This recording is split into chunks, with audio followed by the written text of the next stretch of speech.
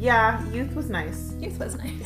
But you know what? So is now. I feel like there's confidence that comes in my 40s. Yeah. That I really enjoy having that I didn't have before. Yeah.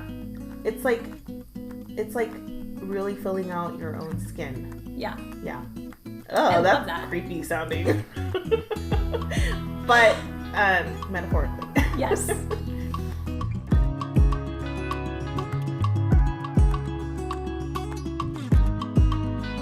Hi guys. Hi everybody. This is What Have You Been Reading? We are on episode 12.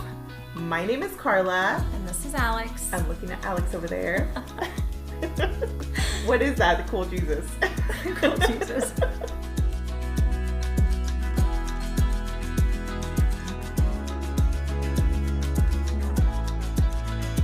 Did you see that Dogma is actually gonna come out again in theaters? And I'm really? gonna go. I'm gonna go. go. I'm totally gonna go. And it's also coming out in DVD format again. Wow. Yeah. Ben yeah, Affleck? Yeah. I don't care so much about Ben Affleck. Who else? Oh, I thought you were asking me if I was into Ben Affleck. Well, I guess. So it's Ben Affleck. People's opinions Matt of Ben Damon. Affleck have probably changed a lot since Dogma to today. Oh, yeah. You know? I don't think that being in Batman helped him at all. Like, there was no cool factor. And then there's the whole J-Lo thing. Yeah. I feel like that's been I don't know, it's worn on me. I'm like, over it. Oh, I'm not. I really enjoy the, like, super, like, tired about it faces that he would make when he was outside, like, closing her the door for her. And then there's... Carrying her bag. Yeah, that one. And then there's one where he just looks just, like, so tired of life. I enjoy those. Meanwhile, I feel like Matt Damon has only gotten better and better with age.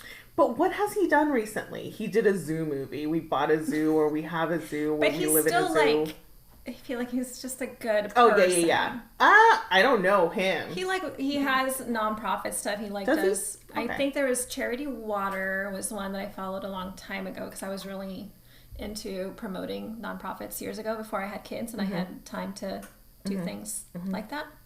And yeah, he was pretty heavily involved with nonprofit stuff, which I thought was pretty great. He seems like he's had a solid relationship with his wife.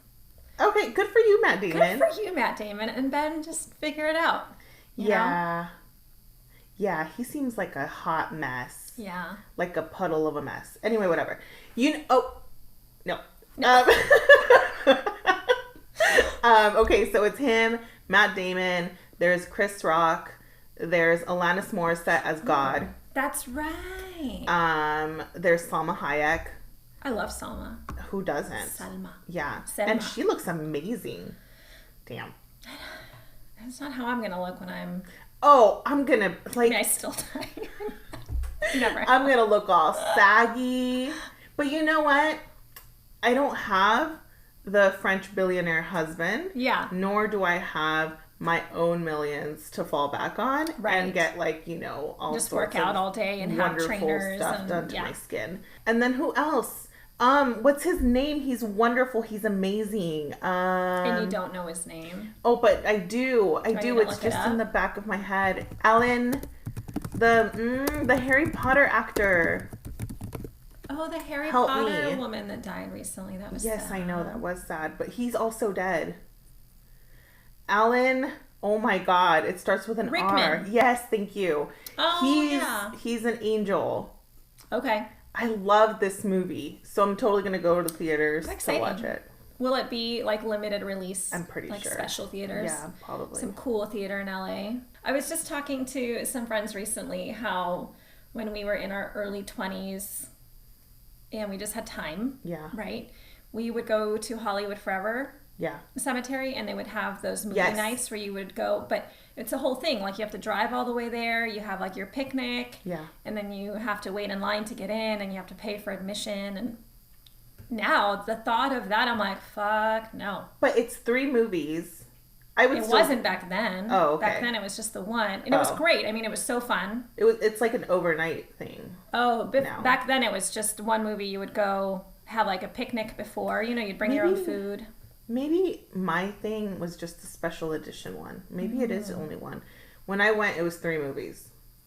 Okay. But I think it was during Halloween-ish time. They used to have them like every month, I think. I think they still do. Yeah. Yeah. But I don't have the energy now to do something like that.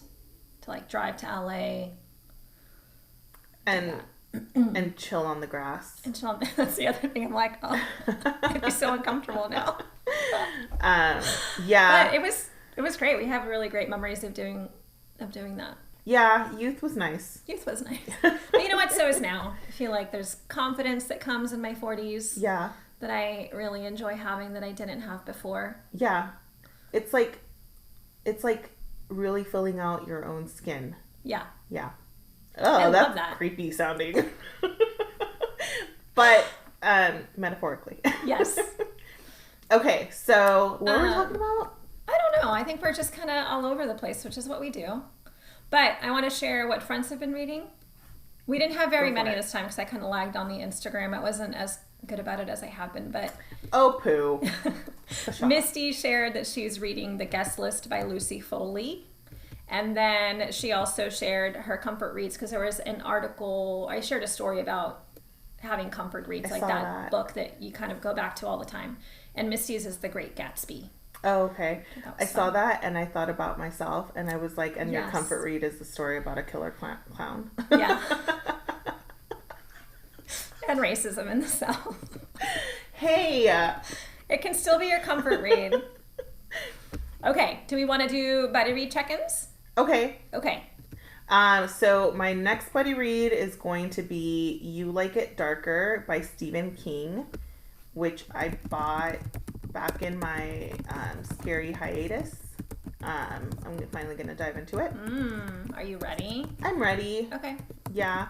I have been having weird dreams, but I'm just going to power through. I'm just going to power through. And what's your buddy read? Mine is going to be This Time Next Year by Sophie Cousins. Let me see. Cousens. Okay.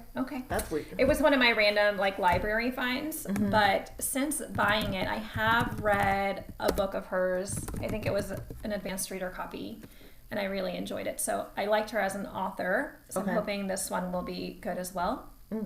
But kind of a random little pick.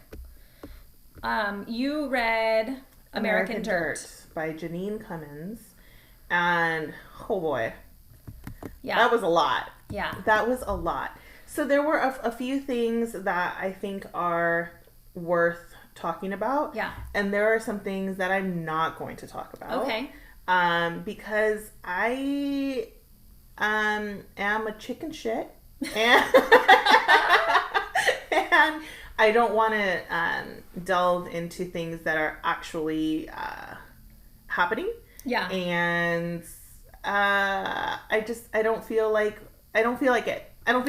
Well, there's also, I think, an awareness of not knowing enough to talk about something sometimes. Yeah, that too. Like if we are not super aware of legislation and immigration and all of the ins and outs of it, I think there's a self-awareness of, are we... I was going to talk about the crime factor. Yeah.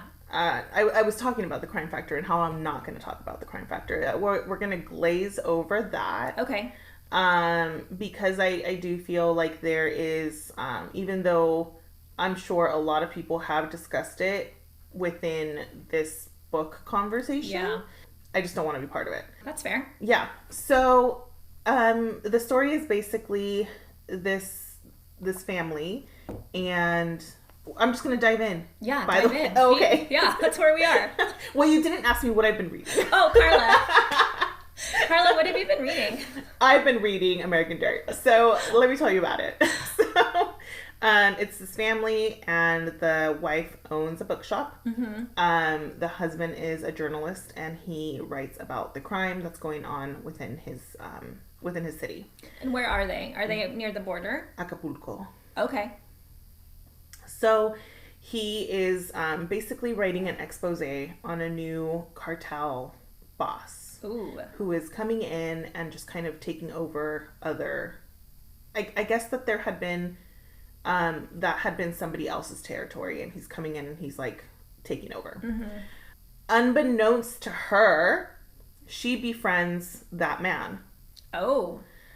She just thinks that he is an educated, financially well-off man who happened to come into her bookshop and buy books. Did he friend her intentionally knowing that? No. Okay. So they end up being really good friends to the point that he's in love with her. Ooh. In an intellectual way. Okay. And the husband ends up writing this expose on him, and he kills her whole family. But at not a quinceañera. Her. At a quinceañera. Oh no, she was intended to die as well. But she gets away with her son, and 16 people within her family are dead. Oh my God. So that's what propels this migration. And that has happened. I mean, like, that's a thing that has taken place.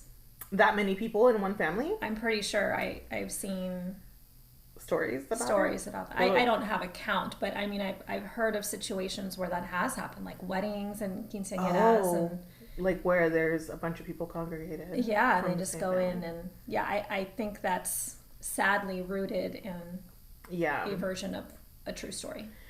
So that's what propels this story of migration.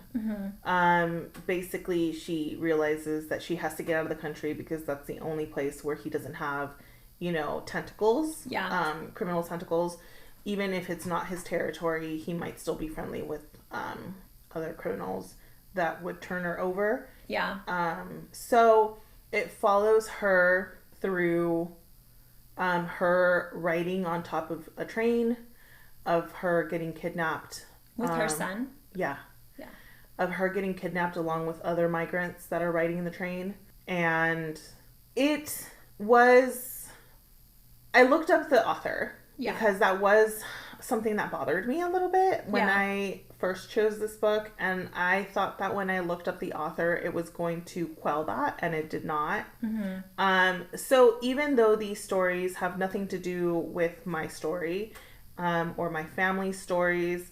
There were Central American girls that they met up with, and it is like the book also has violence against women in it. So even though these stories are not mine or anybody who I know, they're not similar or anything like that, they feel proprietary. And I did not like that someone that is adjacent to that would fictionalize it. But that's a lot of stories. That's a lot of fiction, and that's what historical fiction is in many ways. Which is fine and all, but this is happening right now. Yeah. It's not historical fiction, and I feel like if this person wanted to write about something that is going on now, there could have been a way of writing about it in a way that's not fiction. She could have gone nonfiction. She could have detailed what migrants go through. She could have detailed the violence that's happening. She could have detailed why that violence is happening. Let me ask you, if it was a Mexican author, you'd have a different point of view? Probably, yeah. Do you think, though, that there's any benefit to this author bringing awareness to it? No. Because there's no... If it were a Mexican author, that author would have been giving you an account of what they have lived or what they know. Do you know if this author did any of that in her... So she is Puerto Rican and half Puerto Rican, half Irish.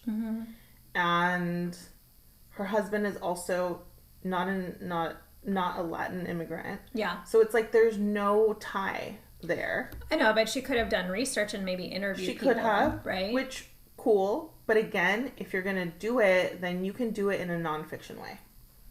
I feel like that would have been better. Yeah. And then you can actually talk about stuff that's happening instead of using those stories and fictionalizing them. And I just didn't like it. I didn't like it. I think I disagree overall because I think a lot of stories are like that where authors go and, they'll go to a location. I mean, maybe they're not from Louisiana. They've never been to Louisiana, but they'll spend 2 or 3 months there getting, information for what they're writing. I don't know what to tell you. I don't agree. Yeah. I don't know. I think I'll have to read it. Is it the tone? Do you think she's not setting the right tone in her book, or you just don't like her ownership of the stories? I don't like her ownership of the stories. Okay. Yeah. I think she received correct backlash on that. Yeah. How was the writing and the narrative? I mean, the book was good. Yeah. You know, it made me cry. It made me feel for them. Yeah. The book was great. But don't you think that has some level of importance, that it gives you those emotions? It could do that to other people that maybe haven't had any exposure to that area. Carla's taking a very deep breath. I'm not trying to change your opinion. No, I think that both things are going to have to live side by side within me. Yeah. I like the book. I don't like that it exists as it exists. Yeah. Okay. Yeah. Bummer sauce. Bummer sauce. But you liked the book. Did. Yeah, I did. Were there any things that stood out to you? Just how the people throughout the story are just treated like less than. Yeah. And because they're being hurted by the circumstances, mm-hmm. and they're having to choose to put their lives in danger daily. Yeah. I mean, it tells you how they like hop on top of a moving train. Yeah. Which is, whoa, that's a lot. And it tells you about how people die by falling off of it, yeah. or getting hit in the head by a tunnel that they were too tall for. And I went to college with someone who had a pretty crazy story about coming over the border with his parents when he was very young. And I think he came on a train. Jesus. Yeah. And that's, I mean, someone that I went to college with, you know, I mean, it still happens now. That's hard. That's hard to read. Yeah. And it's hard to read, like, what happens to the women, and also how, like, Central American migrants end up, like, I guess, staying in Mexico. Yeah. And it tells you that, like, there's these young girls that are walking around in clothes that are obviously, they have now become prostitute sex workers. And it's terrible. Yeah. Yeah. Carla's having some deep emotions. That's okay. Yeah, it sucks. Yeah. So this book was hard. I would recommend it, even though I don't like it. I would recommend it because it was a good book. Like, you can read a good book even though you don't like the fact that it's a book. I will say, I think on the topic in general of immigration, you do have success stories. I mean, my grandmother mm-hmm. immigrated over here and stayed here and raised her family, and I'm thankful for that. Obviously, I wouldn't be here without her coming over here with her children and making a life here. Mm-hmm. There's a lot of people that have stories like that. That's what I think makes our country what it is in many ways. Yeah. Yeah. But it is hard, and it's not always a success story. No. And it's very sad to read about the people that are putting all of it on the line and they die. Or do you remember that trailer truck, right, that was full of people? Did you hear about that? That the driver ended up abandoning, that they died inside the trailer, and like everybody that was in there. I go, oh my God. Yeah. To risk, like you said, everything, mm-hmm. right, for this opportunity, and to have someone not value your life in the least. Yeah. Well, anyhow. So that was heavy. So the last episode I mentioned, I had all intentions of reading it and then realized I just wasn't, again, in the mental space for heavy. I've been kind of not feeling the super heavy books right now. So I intentionally didn't read it. But it's Halloween time. This Halloween. this Halloween. I've actually skipped Halloween, and I've been reading a lot of like holiday, Christmas, Hallmark books. So I picked it up, like physically held it, and I go, And I think it was after you kind of also chimed in, and I don't know if you texted me or emailed me, and you're like, yeah, it's really heavy. And I was like, yeah, no, I'm not going to do that right now. I don't remember texting. Did I say that? Did I say something? Just that it was it's heavy. Heavy. Yeah, it is. It is. Yeah, I just wasn't. You weren't down. I wasn't down for it. Not yet. I'm sure I'll find my way to it. I mean, right around Christmas time, you might feel it. Holiday cheer. Yeah. My buddy read was a lot lighter. What was it? What have you been reading? To the Villain. Oh, right! Yay! Let's talk about it. I liked the first one more. Did you like the first one more? I think I liked them both equally. Okay. Tell me all about it. So, Apprentice to the Villain is the second book from Assistant to the Villain, which we talked about in our very first episode. She got a promotion. So it follows all the same characters. I think it really delved more into kind of the sense of found family. So between the villain and the main character, which I've already forgotten her name. Evie, yes. And Evangeline Sage. And then there's the HR lady, and then there's the dragon trainer. Yeah. And Evie's sister. And the cook, who's an ogre? Yes.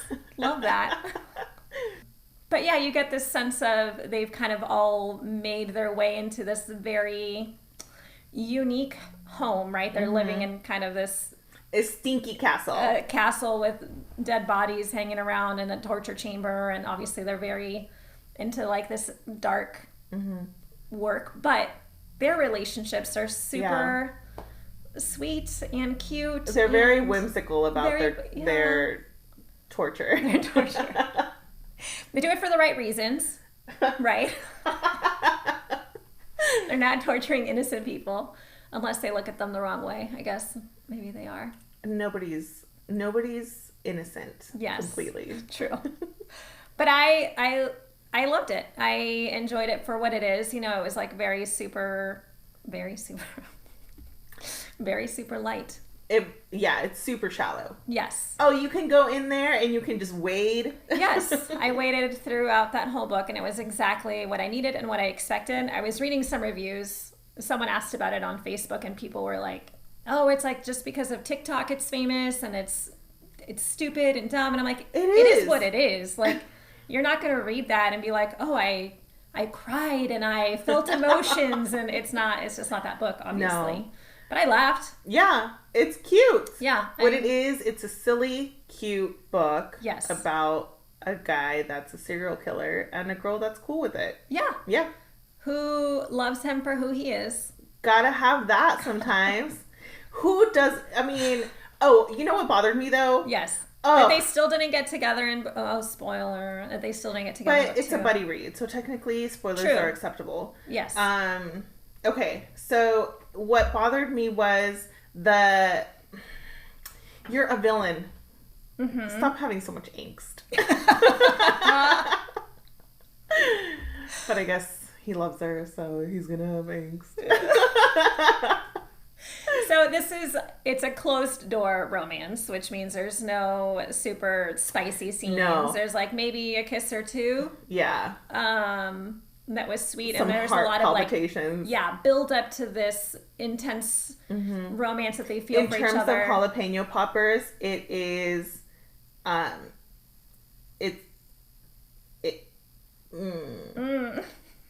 What is a kid friendly popper? It's a bell pepper. What's a jalapeno? I was gonna say what's a pepper that doesn't. It's a bell pepper with ketchup. Yeah, it's a bell pepper. Okay, that's cute. But like an orange sweet bell pepper? No, it's got to be the red because they're killers. Okay, it's got to be the red bell pepper. I loved the HR. Is it Becky? Mm-hmm. The HR lady. I loved her character transition and how you found out more about her. Yeah, she has to go back to her parents' house, which she had ran away from, and apparently they're this really important family, and everyone else in the what is it called? It's not the mansion. There's a name for the castle or whatever. Isn't it just the manor? The manor. No one knows a ton about her. She's kept it very secret, and then they ended up having to go to where she's from to get information or whatever. And yeah, you learn a lot about her, and she ends up really opening up to everyone and realizing that they care about her, and I really liked that. I enjoy it. I enjoy this book, and I excited for book 3. When is that coming out? I don't know. Okay, Carla, because I texted you when I finished it, and I was getting near the end, and I was like, shit, again, this is not the end of the book. And you told me that I knew that at some point. I, again, was not prepared for this book to end on another. It wasn't as much of a cliffhanger, but it did not wrap things up. I shook my head at my phone. It was like, Alex, I'm get terrible. with the program. Get it together. We've got another book to look forward to.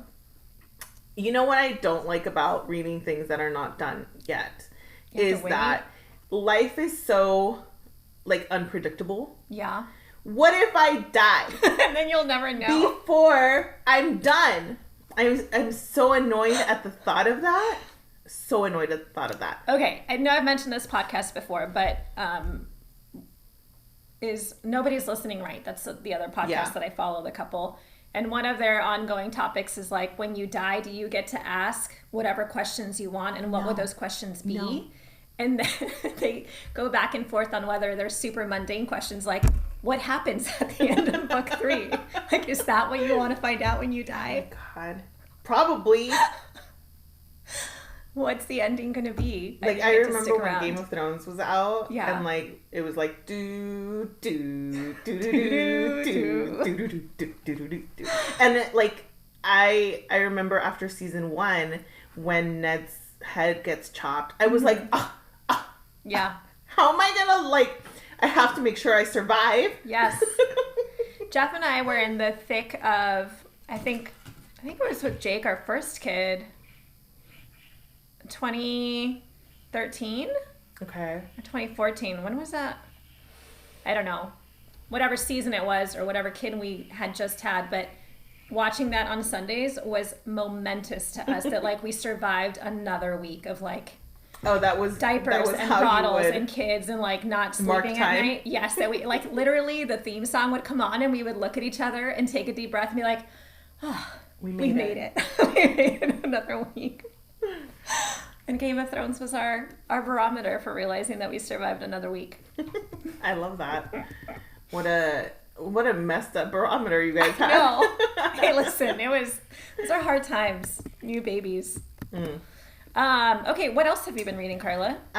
So I remember that book that I did not read, Diabola, by Jennifer Thorne. Did you finish it? No. Okay. So I was like, what's going on with this author, right? So then I looked up the author and I saw that she had written a book named Lute, Lute.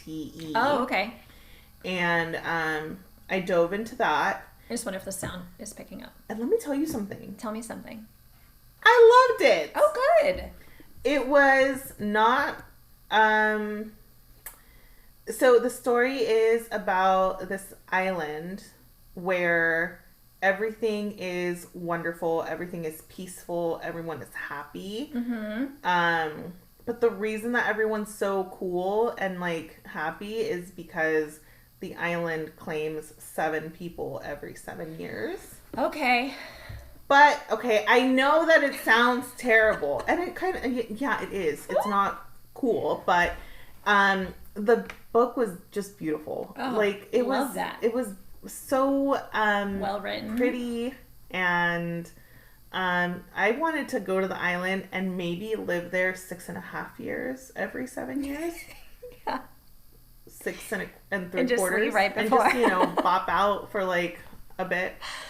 Would you say, it sounds nice. I don't know if this is a term, but I think some books as landscape novels. Yeah. Where, like, they paint a really great picture of a certain area. Like, there's some set in the Pacific Northwest that I've really liked where I can just feel it's like green. I'm in the mountains and cool. Yeah, and cool and green. Did you get that kind of feeling? Yeah. Yeah. I mean, even though it's the ocean, which I do not enjoy. Okay. There's also a forest. Which I love. Who doesn't? Trees. Oh my gosh, Carla. Yes.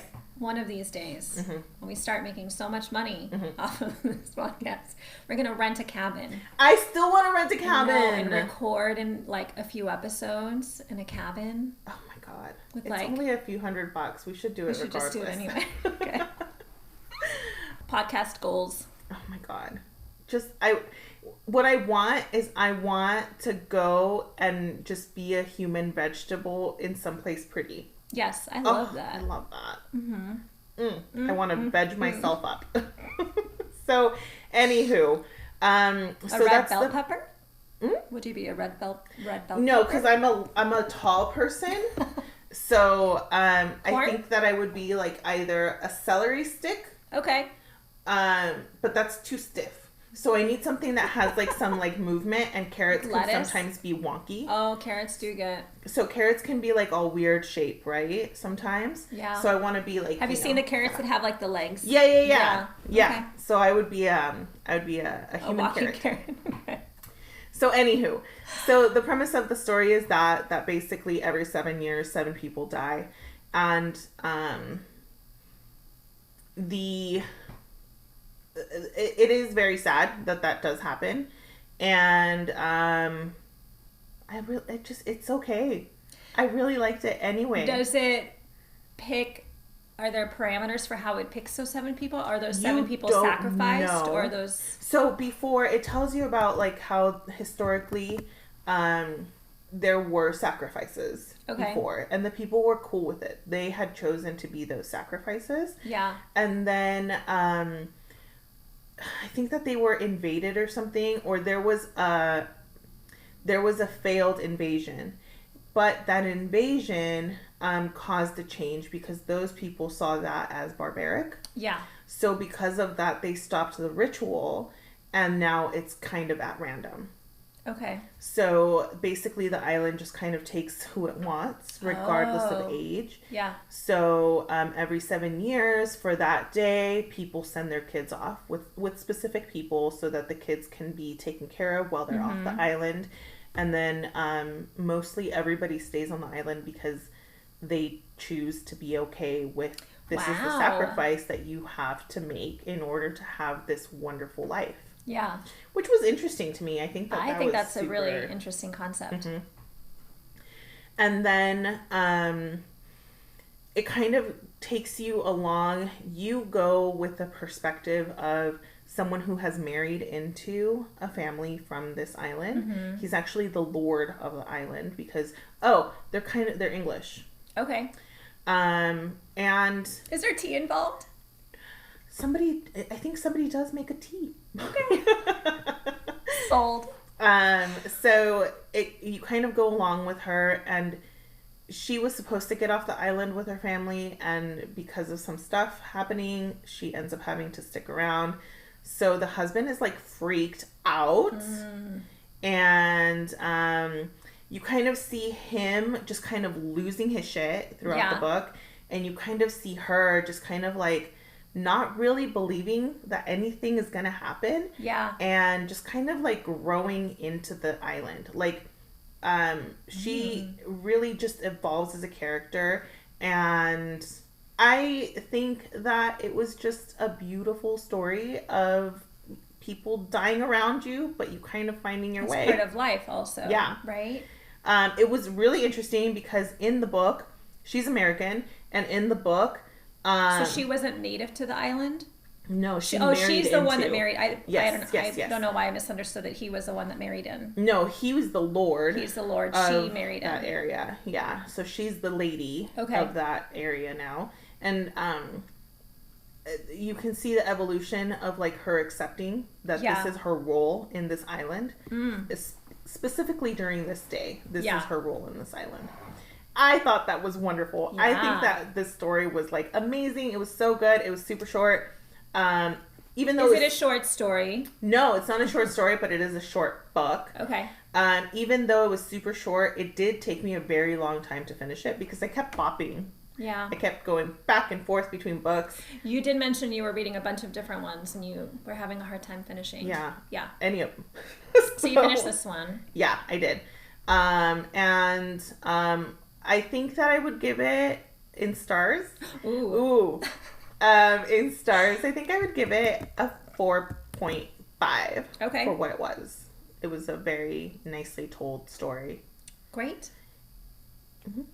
Oh, wait. One thing that I was going to tell you is what I found super interesting was that she's an American. Okay. And they're at war.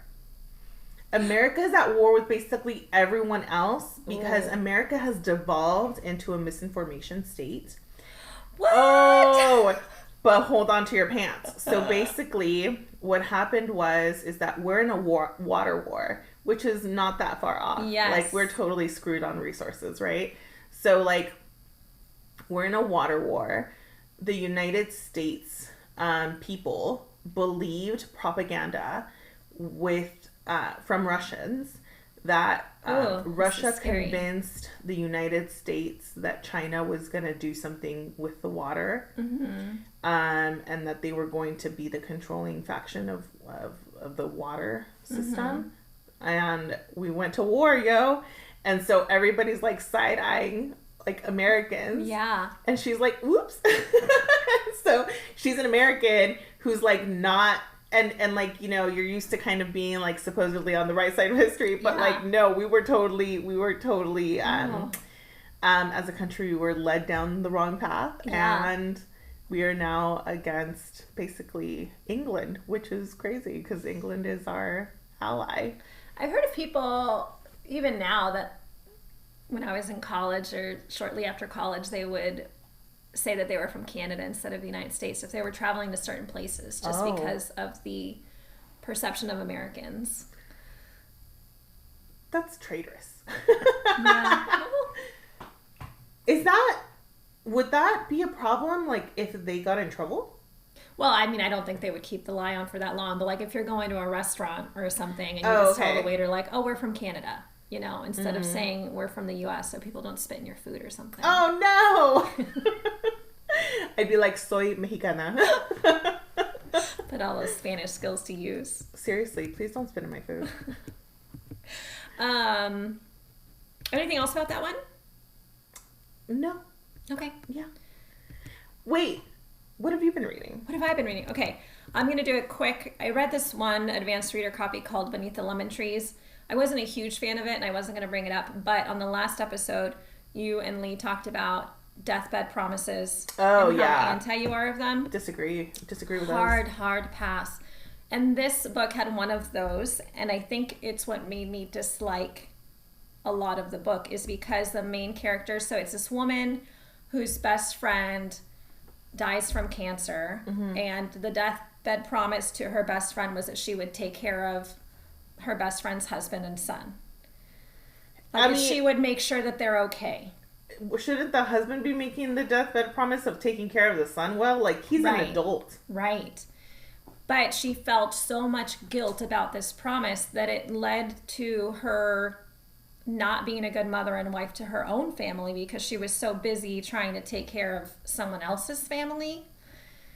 What I loved about the book is that it takes place in Crete. Like, they go off and rent this house to like get away and kind of move on from stuff, and that part was beautiful, like beautiful kind of landscapes and the food.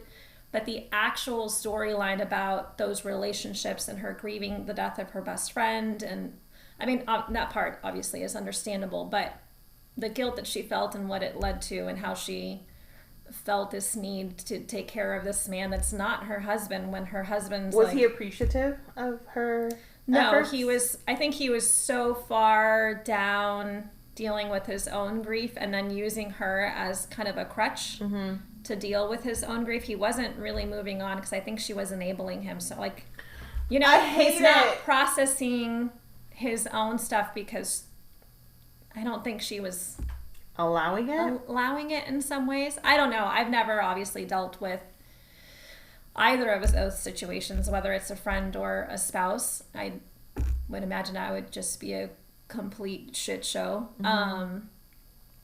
But I'm sure you have to process and deal, and I felt like he wasn't doing those things and she wasn't allowing him to because she was maybe incapacitating him a little bit. Yeah. But at the expense of her own family. And that I found very frustrating. I don't like that. Yeah. Boo. But it was a book. Crete was cute. Okay. Oh, there was another I don't understand why the author did this, but she kept it mentioned that she was clumsy. Mm-hmm.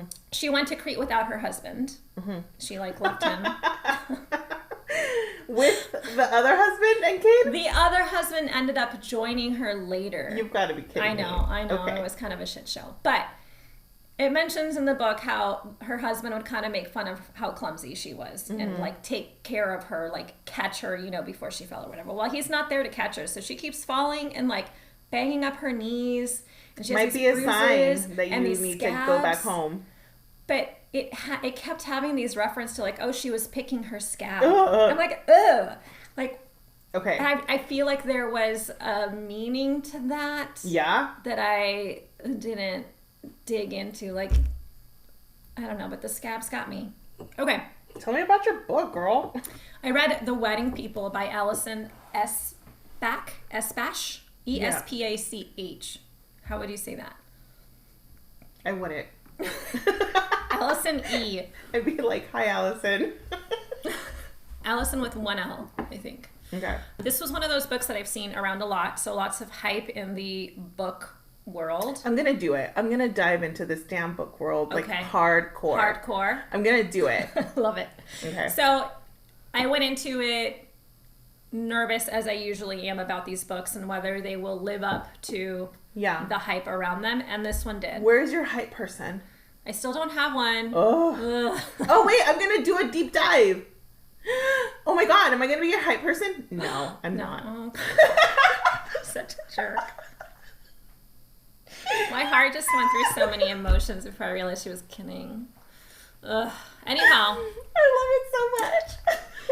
So The Wedding People is this woman who has recently been divorced. Well, she got divorced during COVID. I think her husband left her, or right after COVID. So then she... ¿Por qué? Because he fell in love with one of their coworkers. They both worked at a university. Mm-hmm. He is a professor. She is an adjunct professor. She never finished her dissertation, so she couldn't get hired as a regular professor, which obviously is a huge hang-up and a big, I think, part of her having issues with her confidence in who she is. So she decided to get with a married guy. No. Her husband got with another professor and just said, I fell in love with so-and-so. I'm sorry. And leaves her. Okay. Yeah. That female professor was also married and had just had a child. Oh, snap-a-doodle. Her husband had tried to kill himself and she cheated on him. I'm sorry. That's okay, first of all, he doesn't get to have postpartum depression. So get your shit together, buddy. Because, she just had a baby. She's probably mad. Yeah. That she doesn't get to have her postpartum depression feelings. Because she's having... Or postpartum feelings, just, even not depression, necessarily. Yes. I feel like he should have been the supportive one. Anyhow. That's their back. That's the backstory. That's not even a huge part of the book. Was the guy depressed before, though? I think so. I don't know. Dang. I can't quite remember what the timeline was of all of that. But Phoebe is our main character. Okay. So Phoebe's divorced.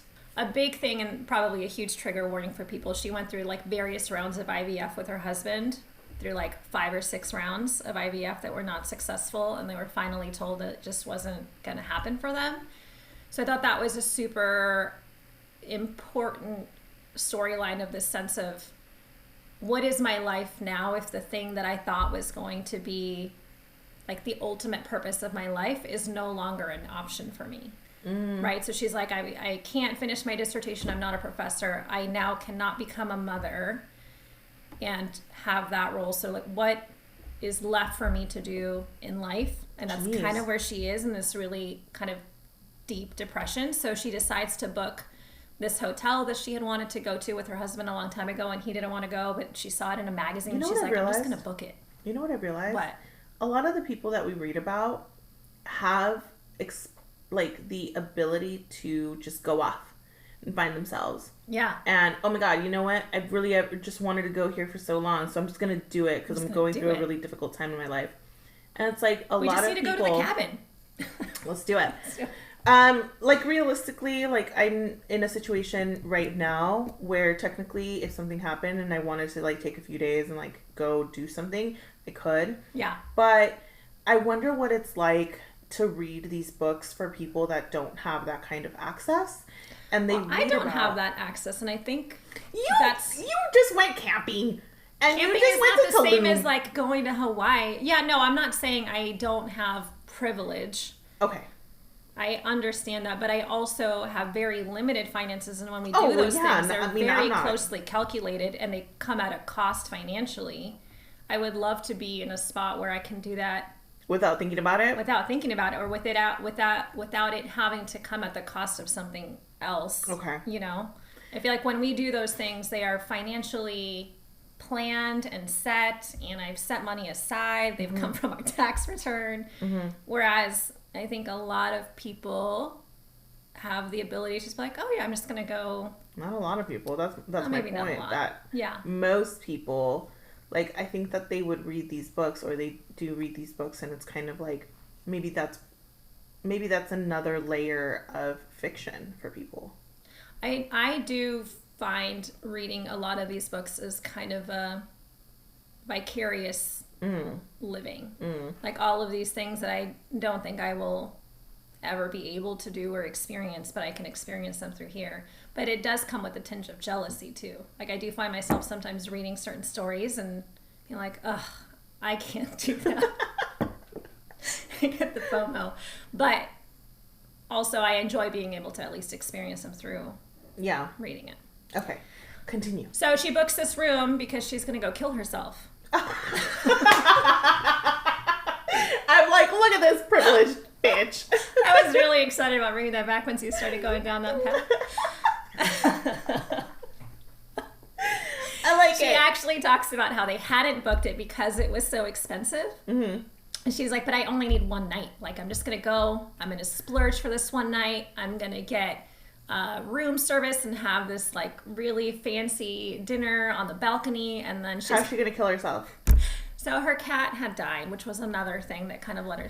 Her cat was their baby, so she had her cat's painkillers, and she was gonna take all of her cat's painkillers, because she didn't want it to be messy. She didn't want it to be like traumatic for someone else to come and find her somehow, and she kind of went through. So I have the same idea about killing yourself.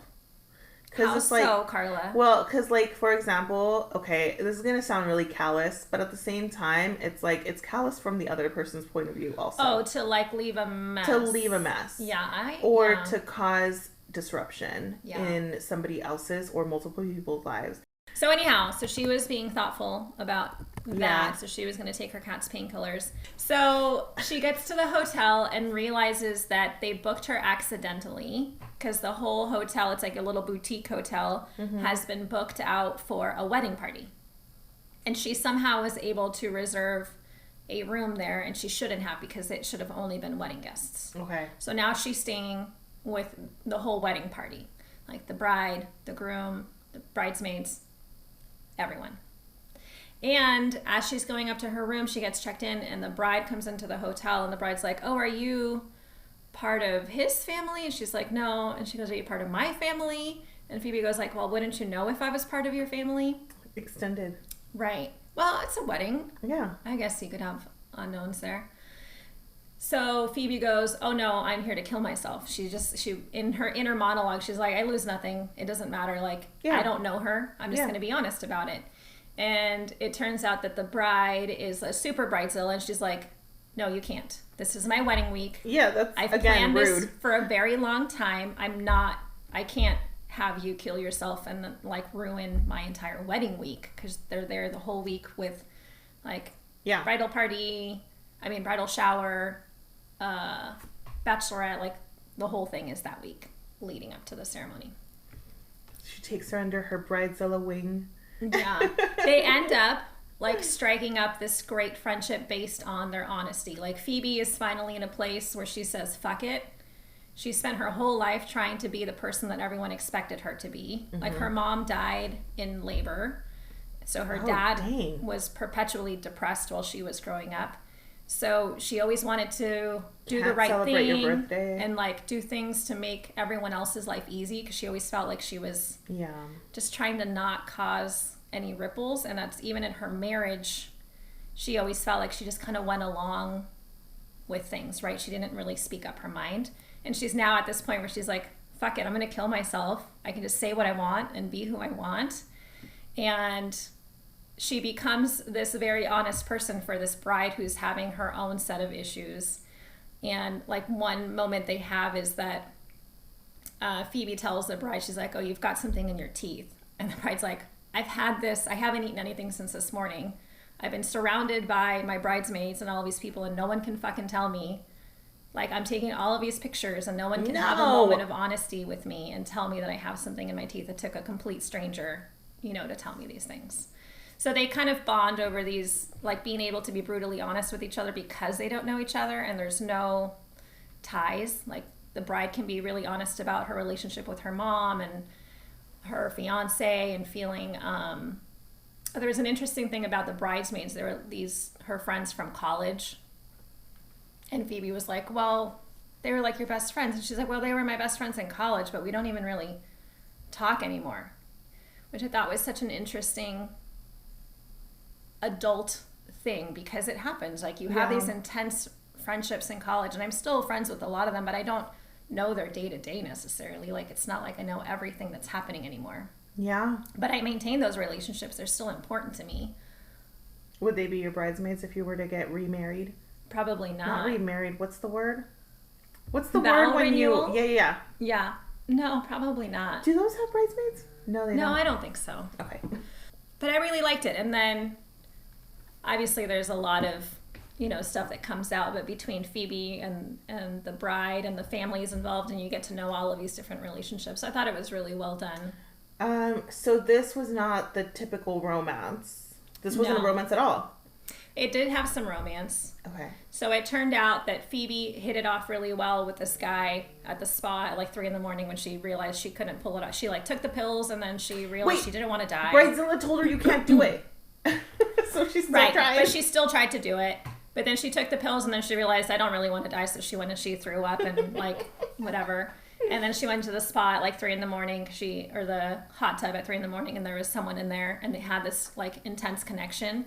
And she was like, she said, I really want to fuck you right now. She was just like brutally honest. And he was Love like, that for her. Yeah. And something she would have never done or said before. And he looked at her and didn't respond. And she's like, oh, you're with someone. And he goes, yeah, I am. And then it turns out the following day that he's the groom. Oh my God. Yeah. But throughout the book, they have this very obvious chemistry that like the groom and the bride don't have. And I told Jeff even before I finished reading it, I go, oh, I hope she doesn't like do the wrong thing. I want her to have a happy ending, but I want her to go about it the right way. Yeah. And I won't spoil it in case anyone wants to read it. But are you going to spoil it for me though? I'll spoil it for you later. Okay. But remember to do that because I'm going to forget. Okay. Okay. Oh, and this one had another dying wish. So Layla is the bride, and the whole reason she was pushing this wedding and wanting it to be this super extravagant thing was because her dad's dying wish was for her to be married. So it's a weird dying wish. I know. As a parent. Not happy. But that was her main motivating factor. Okay. In like carrying through with all of these things was because it meant so much to her dad, rather than like, oh, that's cute. Is this what I want? Is this who I want? She's just kind of trying to check that box. Damn, Gina. I know. But it was good. There was a lot of, even given how heavy some of those topics were, like the IVF and obviously suicide ideation, there was a lot of really funny moments. I think the writing was done really well. There was some really great humor woven into it. Okay. So I really liked that. How many stars would you give it? I rate easily. I would give it 5. Okay. But I don't have super high standards, I think, in general. But I do think it's one of those hype books that met the hype. Okay. Cool. Okay.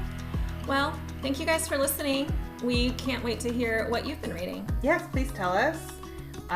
Please give us a good rating, like we've asked you before. If you do your homework. If you don't like it, let us know personally. But if you do like it, let everybody else publicly know. Happy reading, everybody. Thank you. Bye.